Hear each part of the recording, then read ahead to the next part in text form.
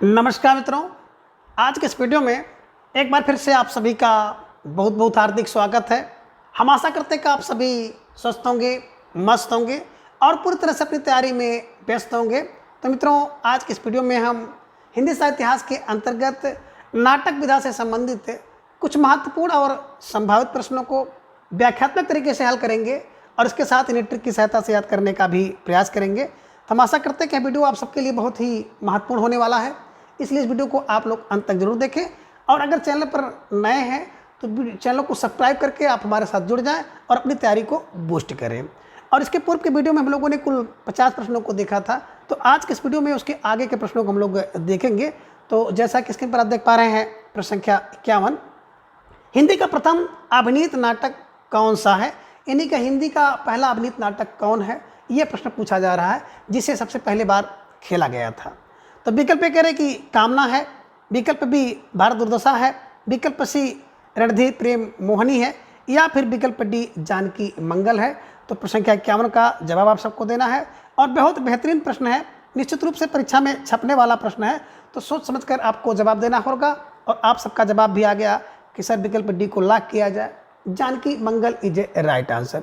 तो जिन भाई बहनों का जवाब विकल्प डी जानकी मंगल है, निश्चित रूप से आप सबकी तैयारी बहुत ही बेहतरीन है।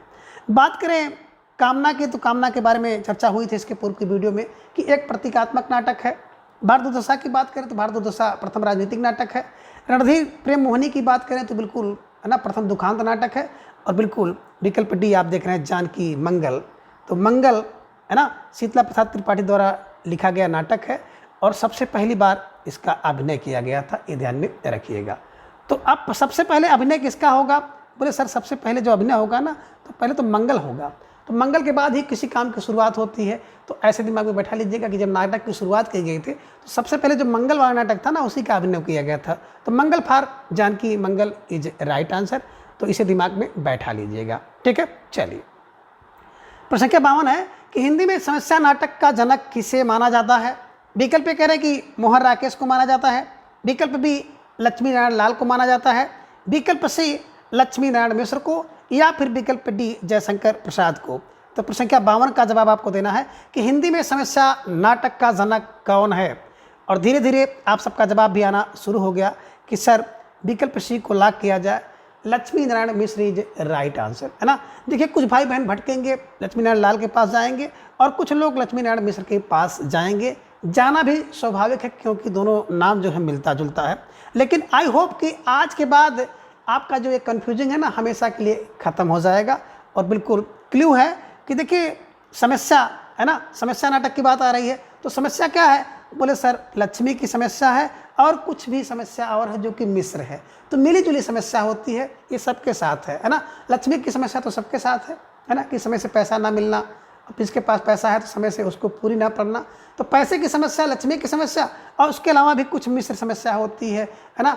समस्या मिश्र कई प्रकार की होती है, एक बीमारी है, बीमारी के साथ साथ झगड़ा बवाल है, झगड़ा बवाल के साथ साथ कुछ और समस्याएं हो सकती हैं। तो एक तो समस्या क्या है? बोले सर लक्ष्मी की, और उसके अलावा कुछ मिश्र समस्या है। मिश्र माने मिली जुली समस्या अन्य है ना। तो समस्या लक्ष्मी की और मिश्र की, तो यानी कि लक्ष्मी नारायण मिश्र ध्यान में रखिएगा, समस्यात्मक नाटक के जनक है, ध्यान में रखिएगा। ठीक है, प्रश्न संख्या 53 है कि हिंदी में ऐतिहासिक नाटक के जन्मदाता कौन है?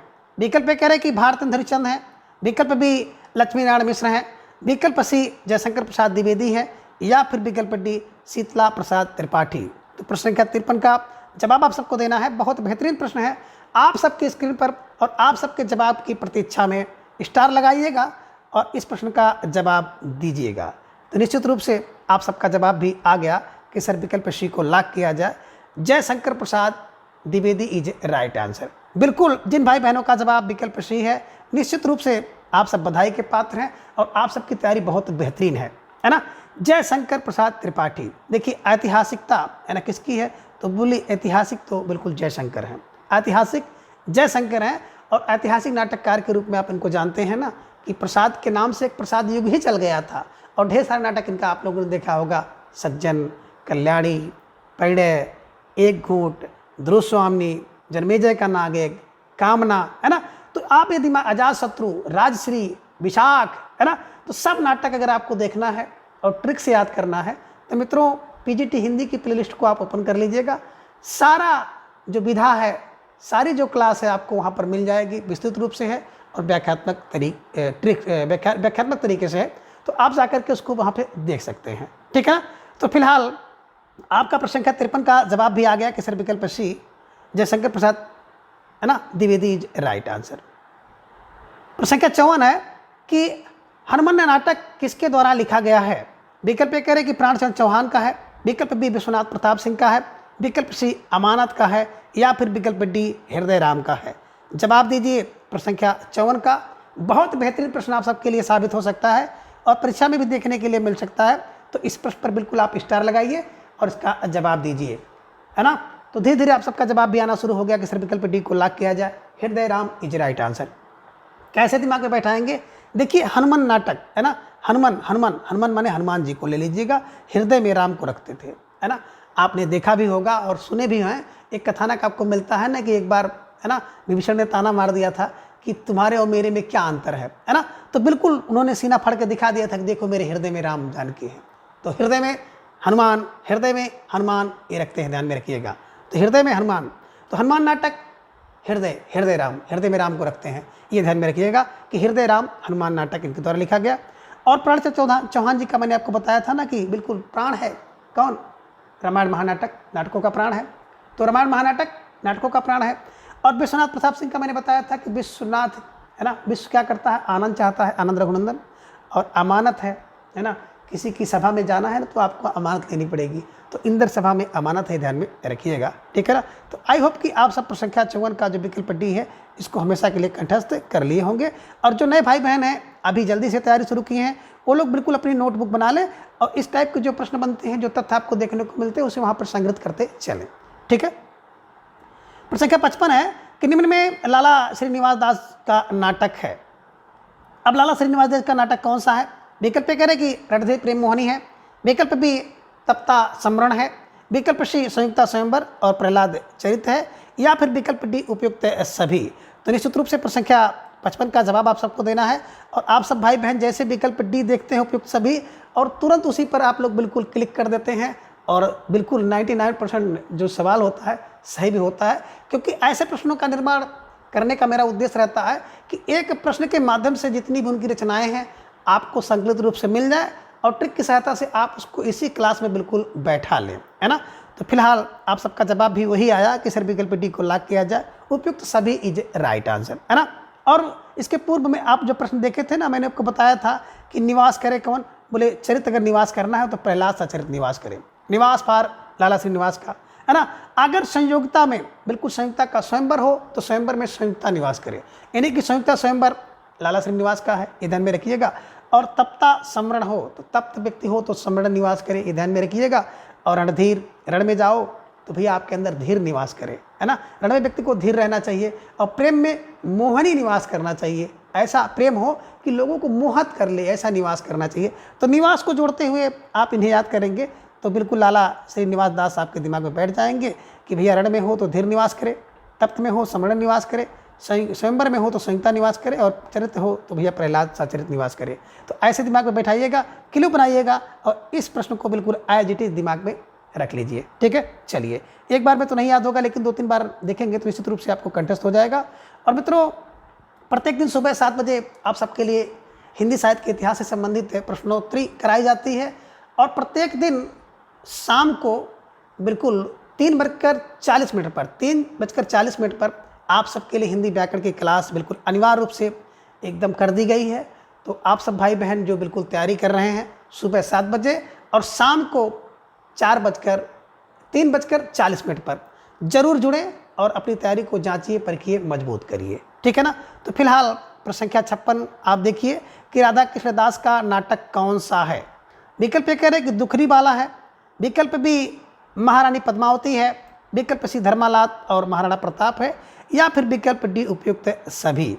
तो प्रश्न संख्या 56 का जवाब आप सबको देना है और बिल्कुल आप सबका जवाब भी आ गया कि सर विकल्प डी को लॉक किया जाए, विकल्प डी उपयुक्त सभी इज राइट आंसर।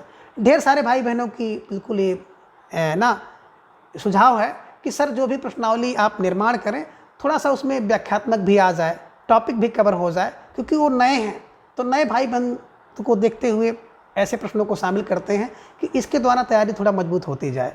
और जो पुराने भाई बहन हैं जिनकी तैयारी बहुत अच्छी है, उनकी तैयारी का लेवल बहुत उत्कृष्ट है, तो उनको भी अपनी तैयारी को जांचने परखने का मौका मिलता है और कुछ ऐसे प्रश्न एक आध दो नए जरूर मिल जाते हैं कि उनका भी थोड़ा सा लाभ होता है। तो सबको देखते हुए मिला जुला जो आपको प्रश्नोत्तरी है इसका रूप देखने को मिल रहा है। तो बिल्कुल आप कैसे दिमाग में बैठाएंगे, इस प्रश्न के माध्यम से आपको है ना राधा कृष्णदास की रचनाओं का कंठस्थ कराना, दिमाग में बैठाना एक उद्देश्य ये भी है। तो देखिए अब दुखनी बाला है ना, जो जितनी भी दुखनी बालाएं हैं सब राधा कृष्ण की दास हैं। तो दुखनी बालाएं राधा कृष्ण का दास होने का नाटक करेंगी, ये ध्यान में रखिएगा, दुखनी बाला राधा कृष्ण दास का है। और महारानी पद्मावती, महारानी पद्मावती रानी ही नहीं, महारानी पद्मावती भी क्या कर रही हैं, राधा कृष्ण की दास हैं, है ना। और धर्मलाप करने से अच्छा है कि राधा कृष्ण का दास बन जाओ, है ना। तो धर्मलाप ना करो, राधा कृष्ण का दास बन जाओ। और महाराणा प्रताप भी क्या है, बड़े से बड़े प्रताप वाले महाराणा प्रताप भी राधा कृष्ण के दास। तो राधा कृष्ण के दास मतलब राधा कृष्ण दास का नाटक है, ध्यान में रखिएगा।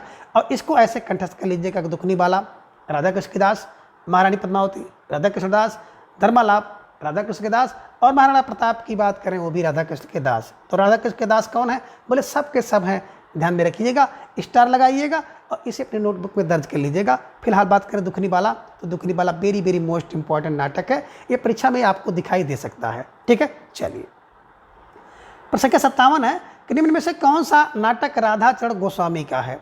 विकल्प ए करें कि बूढ़े मुँह मुहासे लोग देखे तमाशे, विकल्प बी तनमंथन गोसाई जी के अर्पण, और विकल्प सी है सती चंद्रावली और इसी में दूसरा खंड है कि अमर सिंह राठौर, या फिर विकल्प डी उपयुक्त सभी, है ना। देखिए मित्रों, बात अगर हम लोग करें राधा कृष्णदास की चर्चा करो और राधाचरण दास का नाम ना आए तो कहीं ना कहीं बेईमानी है, बहुत बड़ी ठगी साबित होगी। तो बिल्कुल अगला प्रश्न है आपका राधाचरण से है, ये ध्यान में आप रखिए। अब इसका जवाब दीजिए और जवाब आपका बिल्कुल आ गया कि बहुत लाजवाब जवाब आ गया कि आप सभी ने बहुत बड़ी तीर मारी है कि सर विकल्प डी इज राइट आंसर। तो निश्चित रूप से जिन भाई बहनों का जवाब विकल्प डी आया, आप सबकी होशियारी बहुत सही है। तो ऐसी होशियारी को सलूट कि डी देखो और तुरंत उसको लगा दीजिए। तो बिल्कुल आप सबकी इस होशियारी पर बहुत बहुत धन्यवाद और बहुत बहुत शुभकामना, ठीक है ना मित्रों। इस प्रश्न के माध्यम से आपको बिल्कुल राधाचरण गोस्वामी जी के जो नाटक है ना उसको रटाना बिल्कुल एक उद्देश्य ये भी है।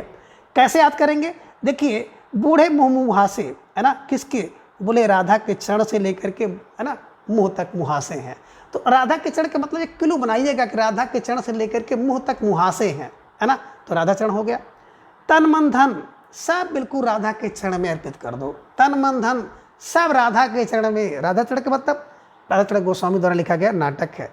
और सती चंद्रावली, तमाम प्रकार की सतियाँ जो हैं है ना, सती हो गई, चंद्रावली सती हो गई राधा के चरण में होकर के। तो चंद्रावली सती हो गई राधा के चरण में, और अमर हो गया कौन, बिल्कुल राठौर। तो अमर सिंह राठौर राधा के चरण में। तो ऐसे दिमाग में बनाइएगा। अभी आपने देखा तो दुखनी बाला राधा कृष्ण के दास बनी, महारानी पद्मावती राधा कृष्ण की दास बनी, तप्ता समण तो निवास करते हैं, है ना। तो बिल्कुल आपने देखा, मोटा मोटा देख लीजिए फिर एक बार कि धर्मलाप राधा कृष्ण के दास बने, महाराणा प्रताप राधा कृष्ण के दास बने। और यहाँ पे राधा के चरण में कौन कौन पढ़ रहे हैं ये आपको ध्यान में रखना है कि बूढ़े मुँह मुहासे वाले है ना, तो मुँह से लेकर के चरण तक, तन मन धन समर्पित कर दिया राधा के चरण में, सती चंद्रावली हो गई राधा के चरण में, और अमर सिंह राठौर है ना, ये ध्यान में रखिएगा राधा के चरण में। तो व्यक्ति अमर हो गया, राठौर हो गया राधा के चरण में। तो राधा के चरण में यानी कि राधा, ध्यान में रखिएगा Radhacharan Goswami is right answer. तो निश्चित रूप से आई होप कि आप सब इसको बिल्कुल 2-3 बार देखेंगे तो बिल्कुल कंठस्थ हो जाएगा। जो नए भाई बहन हैं और पुराने भाई बहनों की तो बात ही नहीं कुछ करनी है, उनकी तैयारी अच्छी स्थिति में है, बस इसी को ऐसे मेंटेन किए रखना है। प्रश्न संख्या 58 है कि निम्न में से कौन सा नाटक प्रताप नारायण मिश्र का है। विकल्प ये कह रहे हैं कि जुआरी और खुआरी नाटक है और इसी का एक भाग कली प्रभाव है, विकल्प बी गोसंकट, विकल्प सी कलकौतिक और हठी हमीर, या फिर विकल्प डी उपयुक्त सभी, है ना। बिल्कुल एकदम चांस पे डांस मिल रहा है। आज लगातार 3-4 प्रश्न आप देख रहे हैं कि जिनमें विकल्प डी ही सही हो रहा है। तो बिल्कुल आज का दिन आप सबका अच्छा जाएगा कि सर विकल्प डी उपयुक्त सभी इज राइट आंसर। बिल्कुल मित्रों, इस प्रश्न के माध्यम से प्रताप नारायण मिश्र के जितने भी नाटक हैं उन सभी नाटकों को कंठस्थ कराना बिल्कुल मेरा उद्देश्य है। आप कैसे दिमाग में बैठाएंगे, देखिए जुआरी और खुआरी की बात करते हैं ना, तो जुआरी और खुआरी भी प्रताप करते हैं। कोई व्यक्ति ऐसे नहीं चाहे जुआरी हो चाहे खुआरी हो, सबको अपना प्रताप करना होता है। जुआरी व्यक्ति भी अपना प्रताप करता है, अपना यश करता है तब, है ना। और कलि में प्रभाव, कली काल में अगर इसका मैं देखा जाए, वर्तमान काल में कलयुग में अगर प्रभाव किसी का है तो जो प्रताप करेगा, प्रताप का मतलब ही आप समझ गए, है ना। परिश्रम करना पड़ेगा, मेहनत करना पड़ेगा, कुछ करना पड़ेगा, तभी कली युग में आपका प्रभाव होगा। और गो संकट में है तो भैया कुछ प्रताप करो उनके बचाने के लिए, है ना। और कलि कौतिक भी देखिए, कलिकाल का प्रभाव और कलि कौतिक, कलिकाल में कौतिक होगा तब जब प्रताप करोगे। हठी हमीर, व्यक्ति हठी बनेगा और हमीर बनेगा जब वो प्रताप करेगा। तो हमीर को अमीर कर लीजिए, है ना। हठी अमीर कब बनेगा व्यक्ति, जब प्रताप करेगा। कल का प्रभाव कब होगा, जब प्रताप करेगा। जुआरी खुआरी प्रताप करेंगे, गो संकट के लिए प्रताप होगा और कल कौतुक के लिए प्रताप होगा। तो प्रताप का मतलब है प्रताप नारायण मिश्र द्वारा लिखे गए सभी नाटक हैं। तो विकल्प डी उपयुक्त सभी इज राइट आंसर, ठीक है। प्रश्न संख्या 59 है कि रेल का विकट खेल नाटक किसका है। विकल्प कह रहे कि बालकृष्ण भट्ट का है, विकल्प बी प्रताप नारायण मिश्र का है, विकल्प सी अंबिका दत्त व्यास का, या फिर विकल्प डी भारतेंदु हरिश्चंद्र का। तो प्रश्न संख्या 59 का जवाब आप सबको देना है। बहुत बेहतरीन प्रश्न है और आप सबका जवाब उतना ही लाजवाब आ गया कि सर विकल्प ए को लॉक किया जाए, Balkrishna Bhatt is right answer. तो जिन भाई बहनों का जवाब विकल्प ये है, निश्चित रूप से आप सब बधाई के पात्र हैं और आप सबकी जो तैयारी है बहुत ही उत्कृष्ट है ना। अब देखिए, रेल का खेल जो यानी कि रेल जब चलता है ना, तो रेल जब चलती है तो भट भट की आवाज़ आती है। तो Bhatt Bhatt for Balkrishna Bhatt is right answer, ऐसे दिमाग में बैठा लीजिएगा और इस प्रश्न पर भी आप स्टार लगा लीजिए, अपने नोटबुक में इसको दर्ज कर लीजिए। और मित्रों, आप सबको बहुत बहुत बधाई, बहुत बहुत शुभकामना और ढेर सारा साधुवाद, धन्यवाद कि आप सब इतने दिन हो गया लगातार आप लोग बिल्कुल जो क्लास देखते हैं, बड़े ही अनुशासित और संयमित रूप से आप सब क्लास को देखते हैं, मर्यादित रूप से आप लोग बिल्कुल क्लास में बने रहते हैं और एक दूसरे का बहुत अभिवादन करते हैं, एक दूसरे को गुड मॉर्निंग करते हैं, सुप्रभात करते हैं, बिल्कुल एक परिवार की तरह। तो बहुत अच्छा मुझे भी लगता है।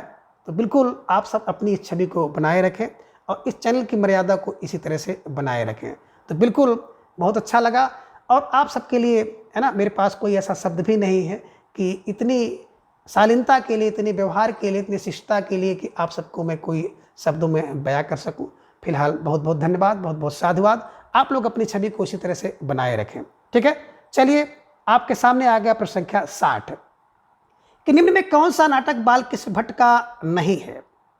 विकल्प कह रहे कि नल दमयंती स्वयंवर, विकल्प बी बृहन्नला और बेड़ू संहार, विकल्प सी है कविराज की सभा और विकल्प डी है गो संकट। तो बिल्कुल प्रश्न संख्या 60 का जवाब आप सबको देना है। और अभी आपने देखा था इसके पूर्व वाले प्रश्न में, तो बिल्कुल जो लोग चतुर हैं तो चतुराई का सहारा लेंगे और विकल्प डी का चयन भी उन्होंने किया कि सर गो संकट, अभी हम लोगों ने देखा था गो संकट में हो तो प्रताप करो, है ना। यानी कि प्रताप नारायण मिश्र का ये नाटक है, बालकृष्ण भट्ट का नहीं है। तो भट्ट का तो ट्रेन की रेल का खेल था, बड़बड़ करती है, ध्यान में रखिएगा, ठीक है ना। तो गो संकट में जब पढ़े तो प्रताप करना है। और ये गो संकट नाम से एक और नाटक लिखा गया, अंबिका दत्त व्यास ने भी लिखा है, ये ध्यान में रखिएगा, ठीक है ना। तो फिलहाल बालकृष्ण भट्ट का जो नाटक है उसे देखिए। दमयंती के स्वयंवर, दमयंती के स्वयंवर में बिल्कुल भट्ट से पहुँचो, भट्ट से पहुँचो। दमयंती का स्वयंवर हो तो भट्ट से पहुँचो और संयुक्ता का स्वयंवर हो तो उसमें निवास करो। तो निवास का लाला श्रीनिवास दास का है, ध्यान में रखना है। बृहन्नला, बृहन्नला की बात करते हैं ना, तो बृहन्नला भट्ट से, है ना। बेड़ू का संहार करो भैया भट्ट से। अगर किसी के बेड़ी बांध दी जाए, बेड़ी पड़ जाए पड़े में, तो बेड़ी का संहार कर दो भट्ट से, काट दो, निकालिए। और कविराज की सभा, है ना, भट्ट से, कवि की सभा हो रही है तो भट्ट से वहाँ पहुँचिए। तो Bhatt for Balkrishna Bhatt is right answer, ये ध्यान में आप रखिएगा। जहाँ पे भट्ट भट्ट देखिए वहाँ पे बालकृष्ण भट्ट को लाइएगा कि नल दमयंती का स्वयंवर हो तो भट्ट से पहुँचो, बृहन्नला मिल जाए तो बिल्कुल भट्ट से पहुँचो, बेड़ी अगर किसी को हो जाए बेड़ू तो संहार करो भट्ट से, है ना। और कविराज की सभाओं में भट्ट से पहुँचो। तो भट्ट फार बालकृष्ण भट्ट। और विकल्प डी गो संकट की बात करते हैं ना, तो प्रताप करो गौ संकट में प्रताप नारायण मिश्र का है और इसी शीर्षक से अंबिका दत्त व्यास ने भी लिखा है, ध्यान में रखिएगा। फिलहाल आगे है प्रश्न संख्या 61 कि वृत्त विलाप नाटक किसका है। विकल्प कह रहे कि श्रीधर पाठक का है, विकल्प बी बद्रीनाथ चौधरी प्रेमघन का है, विकल्प सी भारतेंदु हरिश्चंद्र का, या फिर विकल्प डी महावीर प्रसाद द्विवेदी का। तो प्रश्न संख्या 61 का जवाब आप सबको देना है। बहुत बेहतरीन प्रश्न आप सबकी स्क्रीन पर है, निश्चित रूप से परीक्षा में छपने वाला प्रश्न है कि वृत्त विलाप किसका नाटक है। और आप सबका जवाब भी आ गया कि सर विकल्प बी को लॉक किया जाए, बद्री नारायण चौधरी प्रेमघन, है ना। अब वृद्ध माने बुढ़ा व्यक्ति विलाप कब करता है? जब एक तो बदरी होती है ना, और घना प्रेम होता है। घना प्रेम अपने पुत्र से, अपनी बहू से, अपनी पुत्री से जब घना प्रेम होगा ना, तो वृद्ध क्या करेगा? विलाप करेगा कि कोई घर पे ना हो, कहीं हो, तो बस विलाप यही करता है। तो वृद्ध का विलाप कब होता है? बोले सर जब प्रेम घना होगा ना, तो वृद्ध का विलाप होता है। ये ध्यान में रखिएगा। प्रेम घना माने प्रेम घन, और प्रेम घन बद्रीनाथ चौधरी प्रेम घन, ध्यान में रखिएगा। ठीक है ना, ये आपको बिल्कुल इसी तरह से कंठस्थ करना है। ठीक है, चलिए अब आगे प्रश्न संख्या 62 है कि चुम्बन और डिक्टेटर नाटक किसका है? विकल्प ए कह रहे कि पांडे बच्चन शर्मा उग्र का है, विकल्प बी प्रेमचंद का, विकल्प सी गोविंद बल्लभ पंत का, या फिर विकल्प डी लक्ष्मी नारायण मिश्र का। तो प्रश्न संख्या 62 का जवाब आपको देना है कि चुम्बन और डिक्टेटर नाटक किसका है, और आप सबका जवाब भी आ गया कि सर विकल्प ये को लॉक किया जाए, पांडे बच्चन शर्मा उग्र इज राइट आंसर, है ना। देखिए चुम्बन की बात करी जाए, अगर किसी कोई चुम्बन कर लेगा ना, तो व्यक्ति उग्र हो जाता है। और डिक्टेटर का मतलब होता है तानाशाह। कोई व्यक्ति अगर डिक्टेटर हो जाए, अपना तानाशाही करे, उसको ढेर सारी बात सुनाए, तो बात सुनते सुनते व्यक्ति उग्र हो जाता है।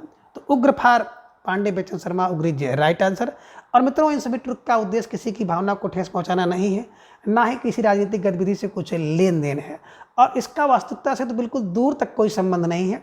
बस किसी तरह से आपके दिमाग पे अस्थायी रूप से बैठ जाए, एकमात्र ही उद्देश्य है, और आप सबके द्वारा बहुत सराहा जा रहा है। तो इसके लिए भी जो कुछ मैं कर पा रहा हूँ, मेरी कोशिश है निरंतर आप सबके लिए। ठीक है ना।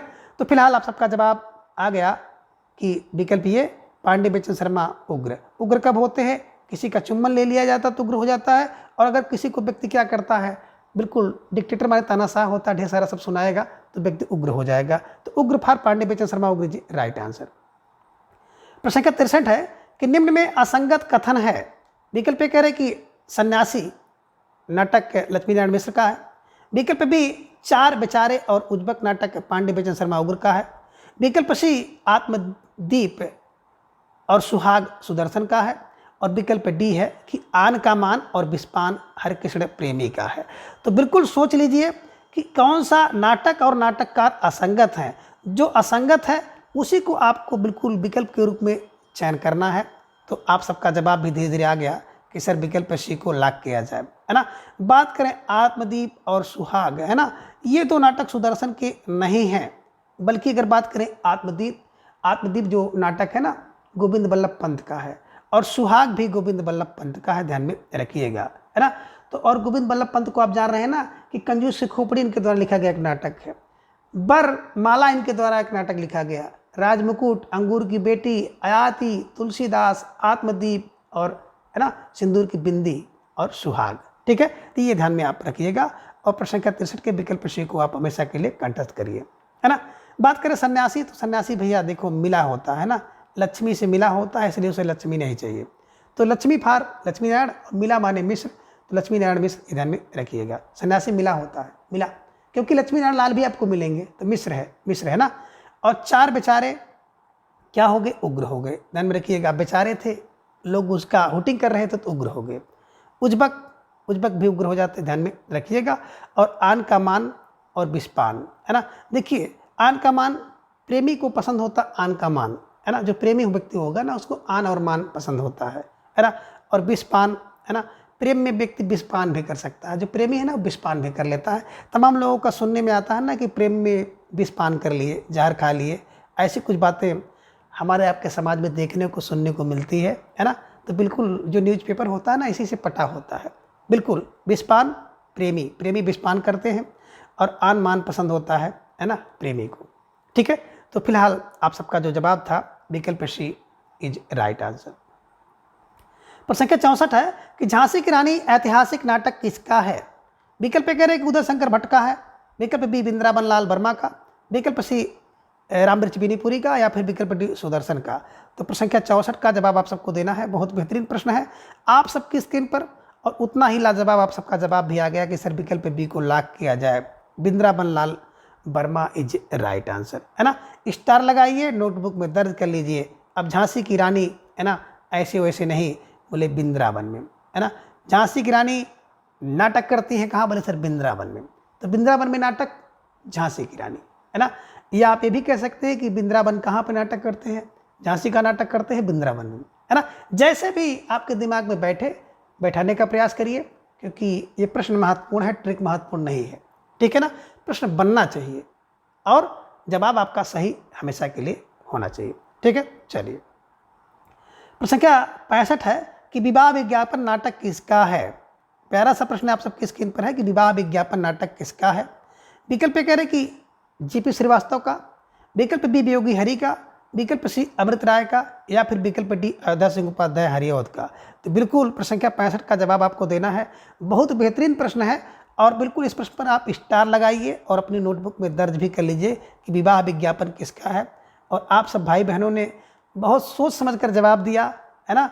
बिल्कुल विकल्प ये JP Srivastava is right answer, है ना। तो जेपी श्रीवास्तव को, जेपी को हम कर लेते हैं डीपी, बस ध्यान में रखिएगा। जहाँ पे देखिएगा जीपी वहाँ पे कर लीजिएगा डीपी, है ना।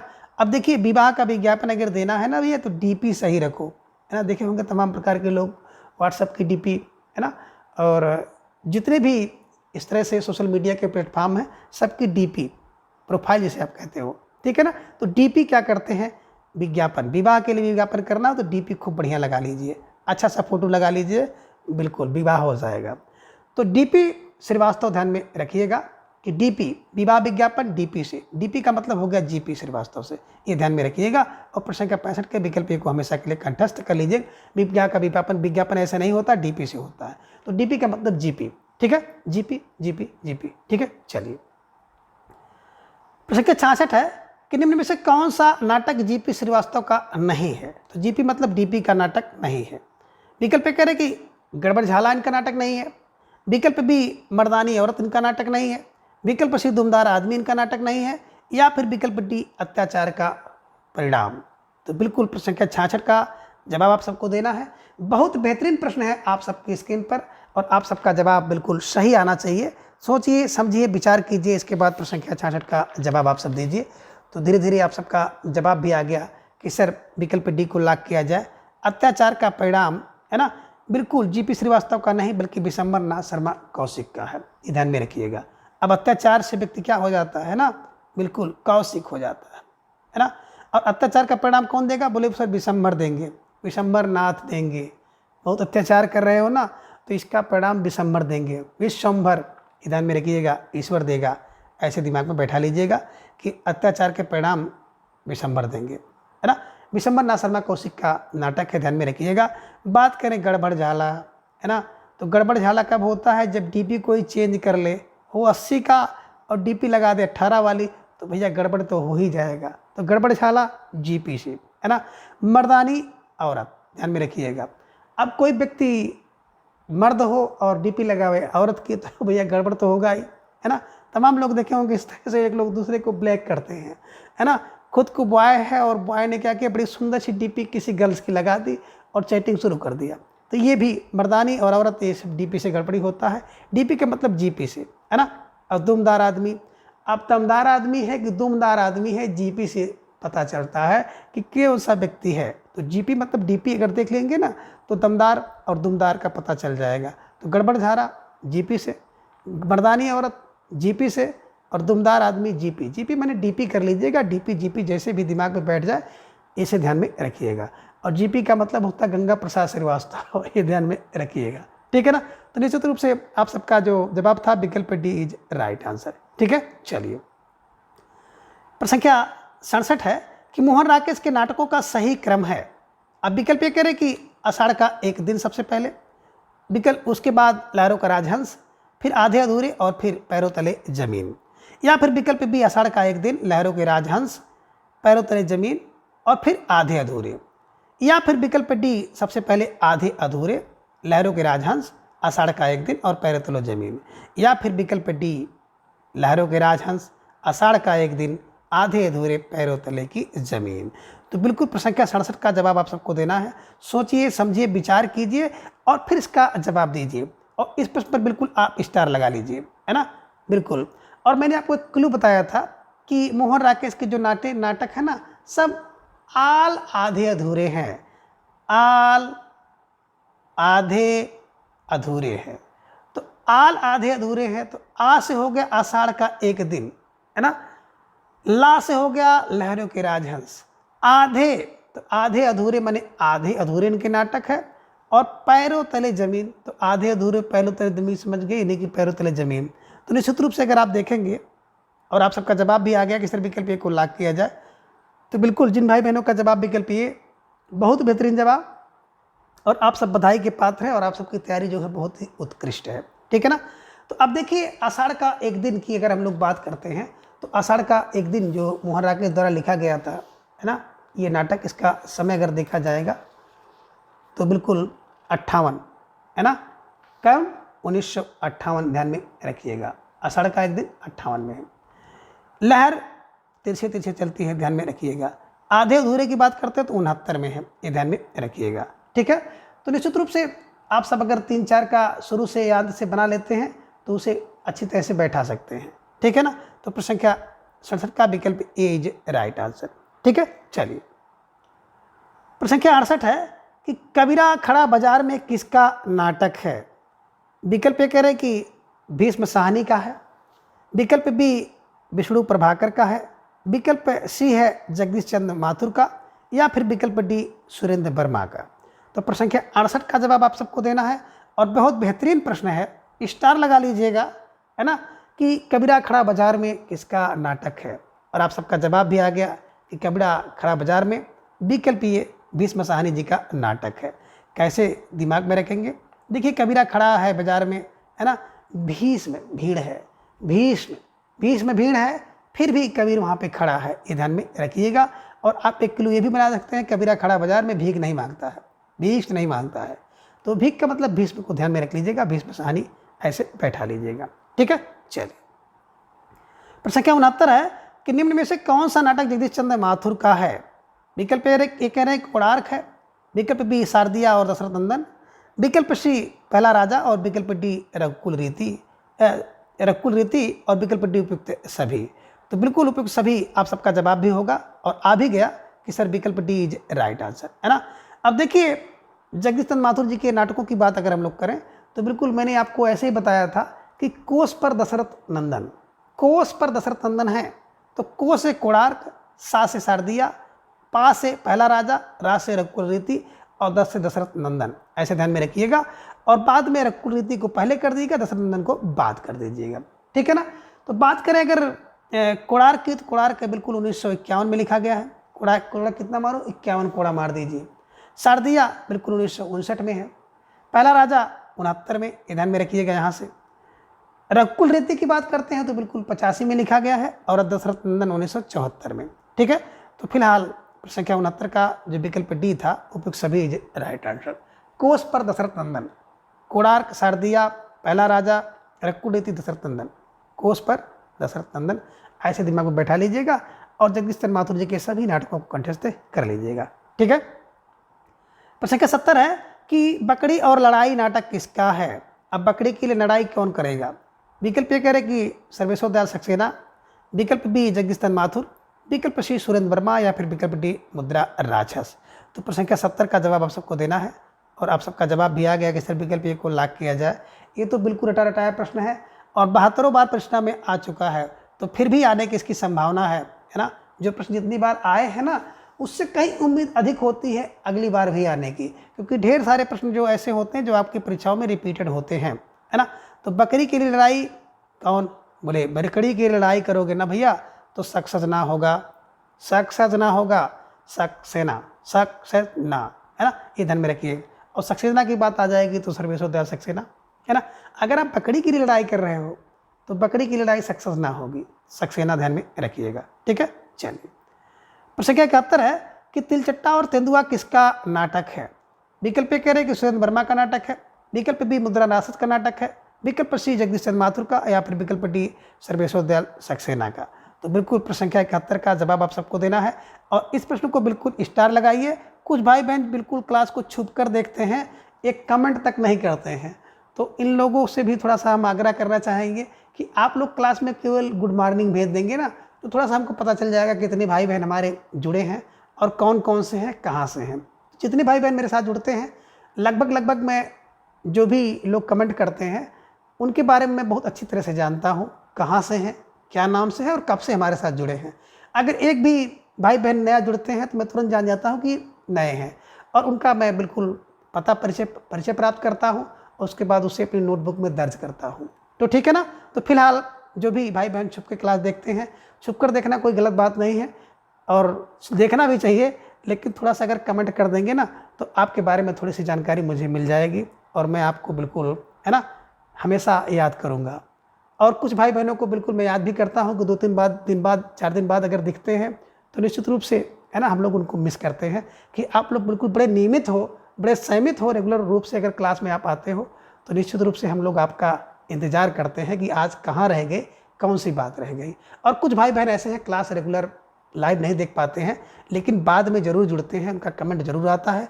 तो ऐसे भाई बहनों को बिल्कुल हम लोग दिल से, है ना, आभार देते हैं और इन्हें हम लोग याद भी करते हैं कि इनका कमेंट नहीं आया तो मतलब कोई समस्या तो नहीं है, कोई परेशानी तो नहीं है, क्या बात है, ठीक है ना। तो बिल्कुल आप लोग कमेंट करते रहिए, देखते रहिए।